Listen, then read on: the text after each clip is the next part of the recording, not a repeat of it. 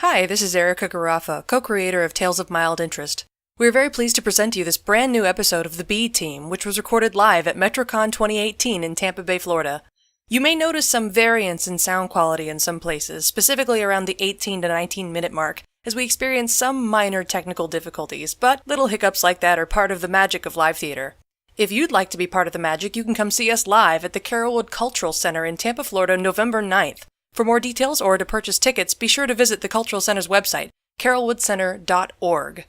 And now, TMI is proud to present The B Team, Episode 2.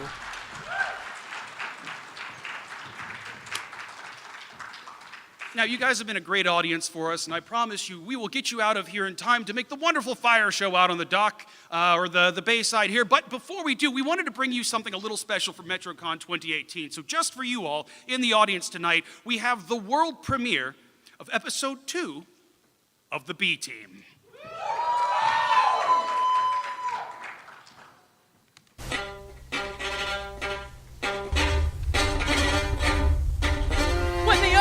Peril from superpowered evil, we look to the skies for the world's greatest heroes. When they aren't available, we must turn to the B Team. With powers well within our imagination, they are our last hope to save the day, provided they can save themselves first. In tonight's episode, The Call of the Cicada. We join our heroes in their new and improved Fortress of Ineptitude, the Bee's Nest, where we find the team in the heat of intense battle. Okay, team. It's been a long, difficult road. We've encountered traps, ambushes. That time lone wolf tried to scratch his nose before retracting his claws. Turns out I have healing powers. Who knew, eh? And we've always come out on the other side victorious. This may be the greatest challenge we've ever faced, but I know, with cunning strategy and stalwart perseverance, our Star-Spangled Banner will yet wave. We will hold our ground. We will fight on. And together, we will destroy the Goblin King once and for all. Charge! 16, a direct hit. You crushed the Goblin King's head in one mighty stroke! Ha-ha! It's all thanks to my holy warhammer, Sergeant Strikes! I thought you took that hammer away from him, Shrug. I found another one! Okay, whatever. LW, it's your turn. I begin my turn by putting on my cleverest disguise. They already know it's you. I like my disguises. I'm prepared to swing my hammer again. It's not your turn. You have to wait for the next round. Justice waits for no one. Have at you, Goblin King. Okay, that's it. We're done here. I swear this is the worst campaign of daggers and dwarves I've ever run. Why are we even playing this? We've got Mr. Moneybag's entire evil board game collection right over here. 30-volt operation. Seriously, Don't Wake Daddy. Hangry Hippos. Crabble. What's Crabble? It's like Scrabble, but the tile bag is full of live fiddler crabs. No, I don't trust any of his games ever since we tried to play Clue and discovered the revolver was real. Oh, come on. I only grazed you. Just then, the gang is alerted by the B signal, the patented alarm that lets them know crime is afoot. We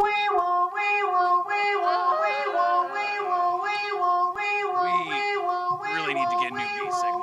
Dungbeetle, I appreciate you letting us repurpose the dung alarm from the dung cave, but we may want to look into something a bit more personalized. What, you don't like it? It sounds like B's getting a divorce. Will someone answer the alarm? Well, fine. Let me put this up on screen. Leaping larva! It seems there's been a break-in at Victory City's largest window and mirror emporium. Not the glass menagerie. I'm afraid so. We had better get down there quickly. Shrug and I will take the dung wagon. Ew. I'll take my bike. I'll take my hammer. No! Fine, let's go. Soon at Victory City's one-stop shop for all your window and mirror needs, the team finds themselves consoling the shattered shopkeep. It all happened so fast. There was nothing I could do. All my precious mirrors destroyed. There, just relax and try to breathe. I'm sorry. I'm just so worked up. Dirtbug, stay! Relax! And the 8-foot-tall monster isn't helping. Couldn't have picked a better time to transform, eh? It long car ride. Shrug got bored. Shrug, please go stand over there while the rest of us do some good old-fashioned investigating, and for liberty's sake, don't touch anything. And now, Mr. Williams, tell us what happened from the beginning. Well, I was just getting ready to close up for the night when suddenly there was this noise. As though millions of nails on millions of chalkboards suddenly cried out in terror. And then everything went black. When I came to, I found that my prized mirrors had been shattered. I called for help at once, and they sent you people for some reason. High-frequency noise, mirrors shattered. You thinking what I'm thinking, Sarge? Are you thinking of the smell of napalm in the morning while riding on the back of a mighty griffin? No. Then I'm afraid not. Of course, it must be one of the city's sonic-powered villains. Precisely. But which one? Lady Feedback? The Boom Boxer? The Ice Cream Man? But why would any of them want to break a bunch of innocent mirrors, leaving everything else in the store intact? It doesn't match any of their MOs. Maybe someone just really hates mirrors. Or maybe someone was trying to send a message. What do you mean? Well, look. It would appear that the shards of broken mirror have fallen in exactly the right places to spell out some sort of message. I'm surprised you didn't see that, Lone Wolf. Oh, what? No, yeah, I totally picked up on that earlier. Super sharp senses and all. I just didn't want to ruin the surprise for the rest of you. Really? Because it feels like you were going in a different direction. Shut up, Dungbeetle. And also, please tell us what it says. I'm sorry for raising my voice, eh? Well, it's hard to make out through all the shards, but I think I can just make out the message. It says, "Beware Dylan Baxter, for I am your shattered reflection, your perfect equal. If we hate in others what we despise in ourselves, then I am hatred incarnate. I am reborn. I am risen. Boy, this is a lot of glass. And I am waiting for you. You will come to fear my mighty cry. Sincerely, Clarence." Oh my, this is not good. I know, right? I mean, who's Dylan Baxter anyway? Seriously? That's my name. Oh, cool. Whatever. Seems kind of rude not to remember is all. More importantly, Clarence. It's a name I haven't heard in a very long time. And if my hunch is correct, it could spell certain doom for Victory City. I need to get back to my records at HQ. Post haste. Come on, say it. Don't spray it, eh? What'd he say? Let's get back to the nest and regroup. Then you can tell us more about this Clarence. Come on, Shrug. Okay. Oh, sorry. Me coming. Me got it. Oh. You're gonna pay for that glass, right? Oh, what's that? My star-spangled hearing is picking up another crime in progress. Time to go. Wait, that's not one of your Time powers. to go. You could have at least used the door. Come back here! Driving faster than a speeding salesman, our heroes return to their secret headquarters to find that someone has radically redecorated. Lady Liberty's leotard. All of our windows have been shattered, the roof is in shambles, and it wasn't even me this time. Who could have done all this? Unless my ears deceive me, I think we're about to find out. With a fearsome, shrieking shriek, the vocal villain crests the roof of the beehive, casting a looming, hunchy shadow on the heroes below. A silhouette the Dungbeetle knows all too well. I am vengeance made manifest! My scream is the sound of your doom! I am the audio antagonist, the shrillest death cry! I am... The Cicada! The Cicada! Hey! Don't interrupt my big entrance! Oh, sorry. You want to just take that again from the beginning? No, Dylan! I don't! You always do this, always overshadowing me, never letting me have the spotlight. Well, no more! I've devoted my life to ruining yours! Now, witness the power of my mighty swarm as they destroy all that you hold dear! With a terrible buzzing hum, the skies darken as millions of minuscule minions descend upon our protagonist's prized possessions. My daggers and dwarf manuals! Dude, that was like $300! Wait, for like $5? You won't get away with this, Clarence! Won't I? This is just the tip of the antenna, Dylan. You and your team are no match for the might of my swarm. Go! Fly, my creepies! With lightning-fast reflexes and instincts honed to perfection, the team springs into action. Or away from the action. Ew, ew, ew, ew, ew! They're in my hair! They're in my hair! It's not just me, right? You can all see these too, right? Yes! Finally! Now hold still, Dungbeetle. This is a job for Sergeant Strikes. Not the hammer! Sarge, no! Sarge, yes! Oh, sorry, Dungbeetle. Maybe put some ice on that. Take this, eh? Hey, guys, I got one. Oh, looks like they're all coming this way. Guys? Hey there, sorry about your... looks like they're carrying me away. Guys, no. Hold still, Spangly Man! You have bug on back! Me get it?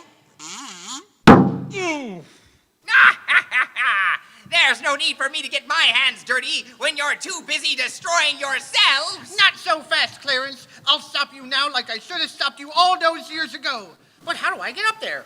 Hey, Shrug, can you give me a boost? Make dirt bug fly? No have to ask me twice. Okay, but just...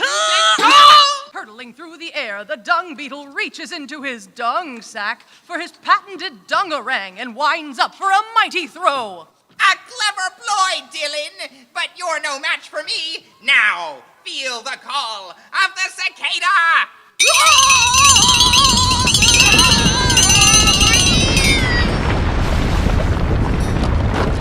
With this team of losers incapacitated and my oldest foe vanquished and humiliated, I'll take my leave. To me, my swarm, I fly!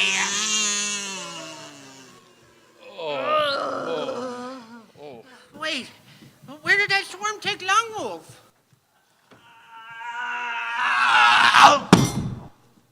So, that's Clarence. Yes, he goes by the Cicada now, but there was a time that I called him friend. Lame. I'm tired. Can we go inside now? Clarence and I were inseparable in school. Everywhere you looked, in chess club, AV club, entomology club, it was always Clarence and Dylan. Dylan? Seriously, we just went over this. Continue, Dungbeetle. Nothing could come between Clarence and me until Cynthia. She was the most beautiful creature either of us had ever seen. She was the kind of exquisite specimen you couldn't help but admire. We both pursued her for years, but when finally she was mine, Clarence flew into a jealous rage and one day just vanished, out of my life and out of our friendship. I never knew what had become of my oldest friend until now. Where is this Cynthia now, Dungbeetle? Oh, I've got her stuffed in a drawer in my closet. I see. Wait, what? Oh, yes. She's made a great addition to my collection. The trickiest part was getting her into that glass display case. I'm calling the cops. Here, I'll show you. Come on. Behold. Cool. And gross. Glory, hallelujah. Look at this butterfly collection. Yes, I've got them all. Nympholis, Polychloris, Pieris brassicae, but most magnificent of all is my Cynthia. Short for Cynthia atalanta, commonly known as the Red Admiral Butterfly. I've got her hidden away for safekeeping. Wait, you mean to tell me this is all over a dead butterfly? There's been at least $2 million in property damage, and She's not just any dead butterfly. She's a very rare...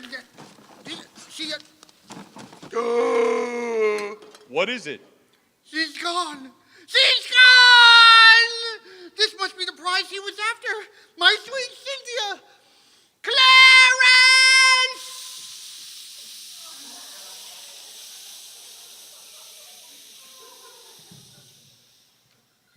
Yeah, bummer, I guess.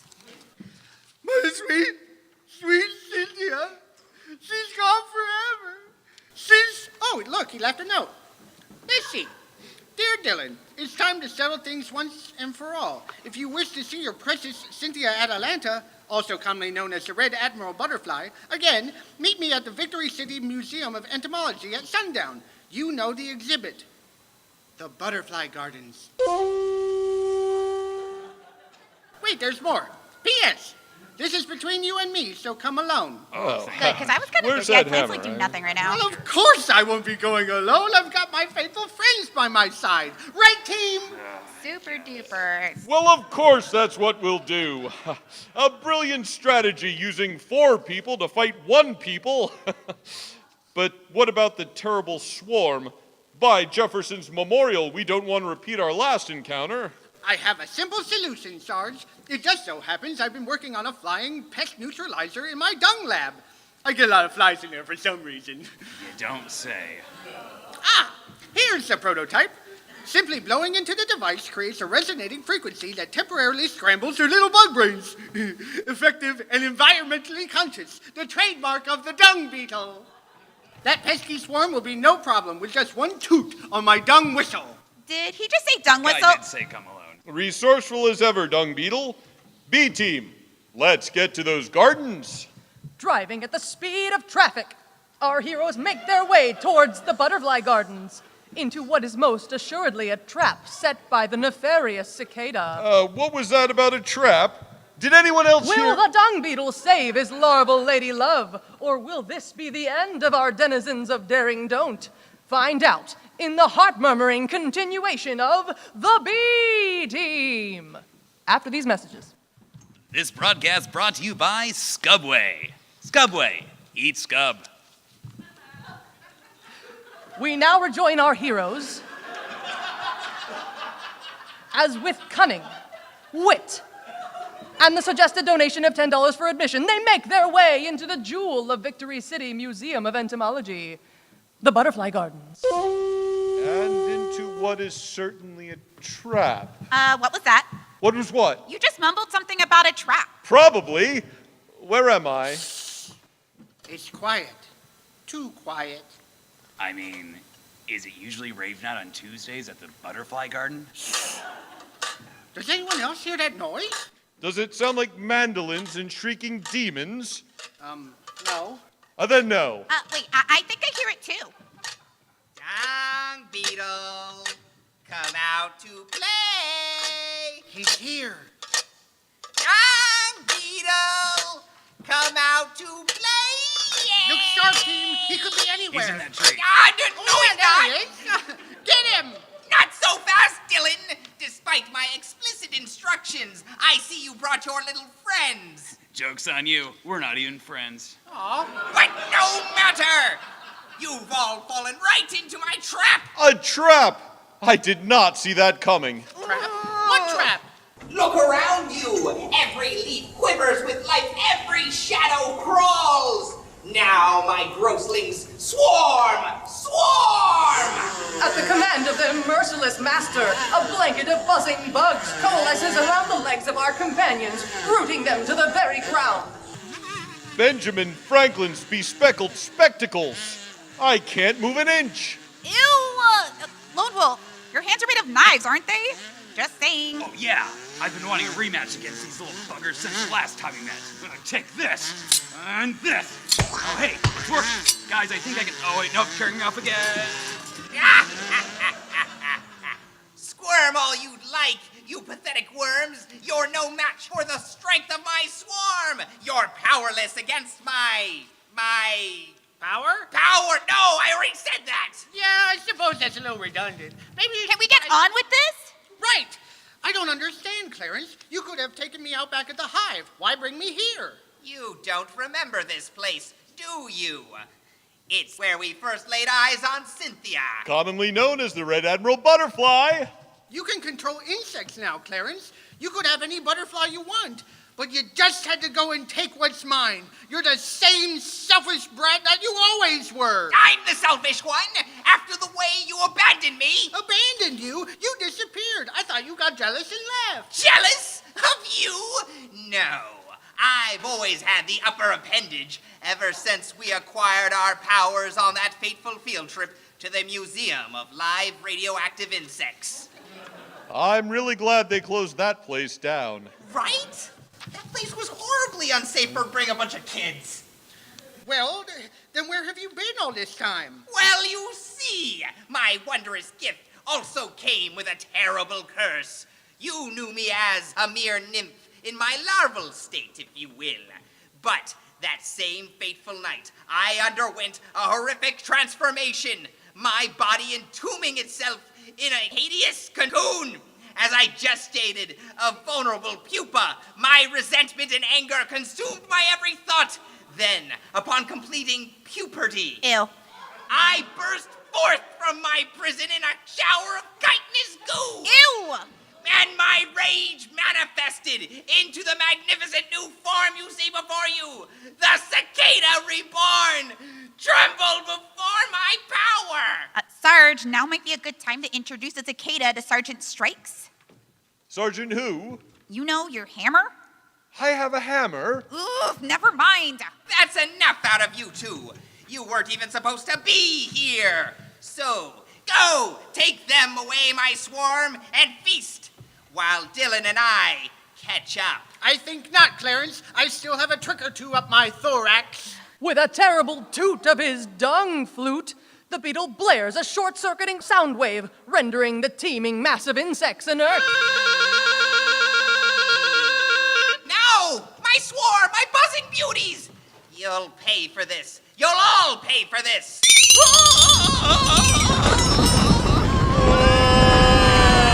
The structures of the butterfly garden shudder and collapse at the terrible cry of the sonorous supervillain, trapping two of our intrepid heroes under the debris. Suffering scarabs. Sarge, Shrug, are you all right in there? We weren't even supposed to come to this. I'm fine, merely crushed a bit. Tremble, you fools! You haven't yet felt the full power of the call of the cicada. Wait, forget powers. You know, Clarence, you've tried to take everything from me. You've got my Cynthia, you've captured my friends. We're not friends. Co-workers, really? But there's one thing you can't take from me, and that's... Your lisp? What? No. What lisp? I have a lisp. No, it's that I am a hero. No matter what some copycat villain tries to steal from me, I'll never stop fighting. So, villain, why don't we settle this like men? No powers, gloves off, mano a mano. If you're not scared. So you think you can take me in hand-to-hand combat? Very well, then. Lay on, Dylan, and damned be him that first cries hold. Have at you! Ow! That was my glasses. You hit my glasses. Oh, sorry. Am I bleeding? No. You sure? I mean, it's a little red. Ow, though. Enough of this! What's the point of having superpowers if you don't use them? Now, face your doom! He swallowed a bug. I've got to think of something. And fast. Before he blows this place apart, hey, Shrug, we could really use the big lady. I don't suppose you're feeling bored right now. Sorry, the thought of this guy kicking your butt is way too interesting. Sarge, you got any tactical maneuvers we can try? I'm trying to tactically maneuver my blood back into my body at the moment. Wait, I've got it. I should be able to counter the destructive frequency of the cicada's sonic blast with a strong enough toot on my dung whistle. I'll just... The whistle! Where'd it go? It must have gotten knocked out of my hand during the last sonic blast. Wait, Shrug, it's over there by your free hand. Grab it! What, this? Yes! Now, just give it a toot, quickly! Yeah, no, I'm not doing that. What? Oh, come on, just blow the whistle! I am not putting my mouth on the dung whistle. Betrayed by one of my own. Where are my lozenges? You'd rather be buried alive in a coffin of rubble? That's much better. Just Now, blow the whistle! Oh my God! Fine! Our reluctant heroine gives a mighty blast on the questionable kazoo, just as Cicada readies another audio assault.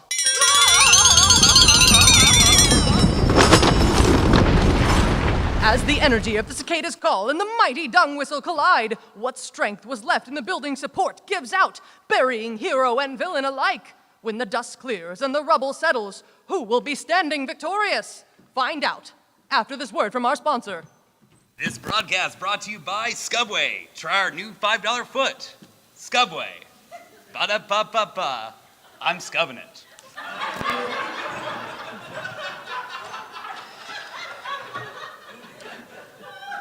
We now rejoin the devastation. As a figure emerges from the rubble, dragging a limp and battered companion to safety. Come on, Clarence. I've got you. Dylan, after all I've done, why help me? Well, you see, you may be a selfish, immature, childish, vindictive... I get it. Well, hang on. Immature, childish, vindictive, jerk!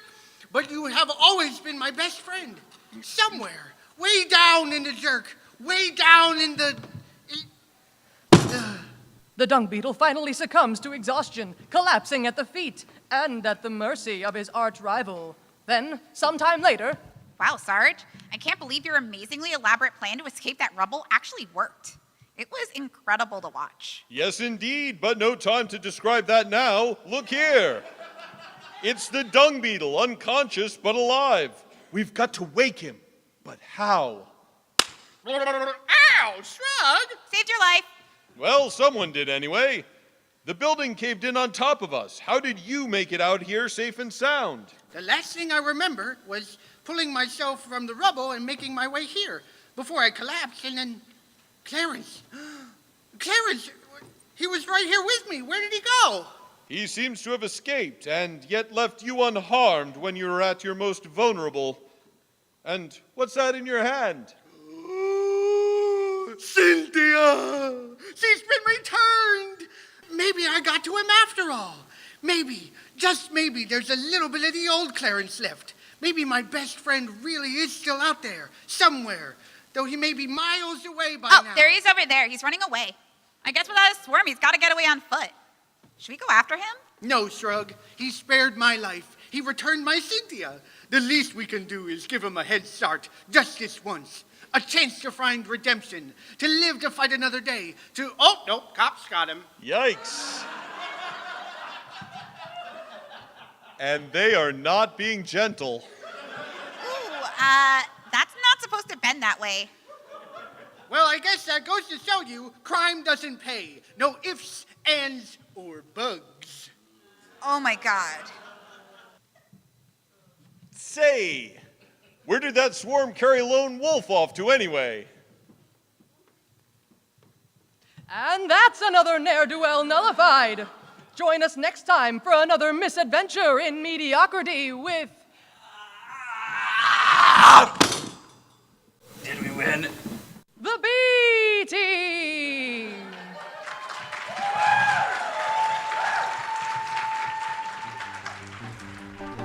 Tales of Mild Interest is created by Jesse Hutson and Erica Garraffa. In this episode, the part of the narrator was played by Erica Garraffa. Sergeant Stripes was played by Eric Meisner. The Dungbeetle was Nathan Giuliano.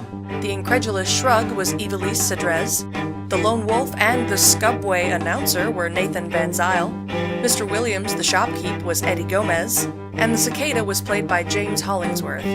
Foley sound effects were provided by Tyler Orr and Michael Garraffa, and music was provided by Erica Garraffa and Tyler Orr. For details on upcoming shows and more, find us on Facebook.com/TMI Radio Plays, or follow our mascot, Professor McGillicuddy, on Twitter, @TMI Radio Plays. Questions? Comments? Email us at tmi.radioplays@gmail.com. Thanks for listening to Tales of Mild Interest, the comedy you see with your ears.